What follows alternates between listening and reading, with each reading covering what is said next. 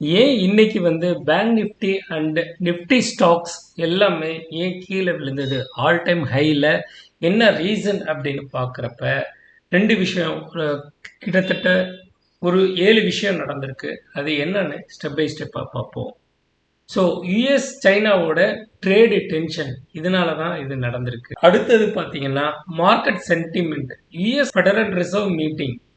So அது rate cut பண்ண போதா இல்லை ஏறப்போதா அப்படிங்கிற market sentiment. And third week economic data such as பிஎம்ஐம்பாங்க. Uncertainty over RBI policy stands. RBI policy வரப்போகுது.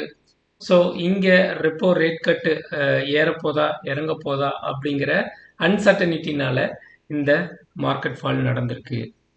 Key stocks like Tata, Infosys, Axis Bank and SBI எல்லாமே செல்லிங் ப்ரெஷரில் இருந்திருக்கு நேற்று. அடிஷ்னலி ஃபாரின் இன்ஸ்டியூஷன் எல்லாமே, இன்வெஸ்டர் எல்லாமே கண்டினியூட் செல்லிங் இந்தியன் ஷேர்ஸ்.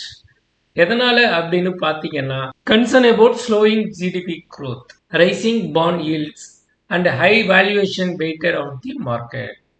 அது இல்லாமல் ஆறாவது இது பார்த்தீங்கன்னா பிஎஸ்சி பேங்கோட stocks were particularly affected due to lower then expected election victory margin. So இந்த ரீசன்னால எஸ்பிஐ ஷேர் 13% கீழே விழுந்தது. ஏழாவது ரீசனாக பார்த்தீங்க அப்படின்னா இந்த ருபீஸோட வேல்யூவும் அது இல்லாமல் ஆயிலோட ப்ரைஸும் ரொம்ப டிக்ளைன் ஆனதுனால இந்த market bank Nifty and Nifty கீழே விழுந்தது. ஸோ மார்க்கெட் ஏன் விழுந்ததுக்கான ரீசன் நமக்கு தெரியணும். ஸோ ஏன் மார்க்கெட் விழுந்தது, அது இல்லாமல் விபுனாசி லெவலை பேஸ் பண்ணி நம்ம ட்ரேடு பண்ணுறப்ப இதை ஈஸியாக ஐடென்டிஃபை பண்ணிக்கலாம்.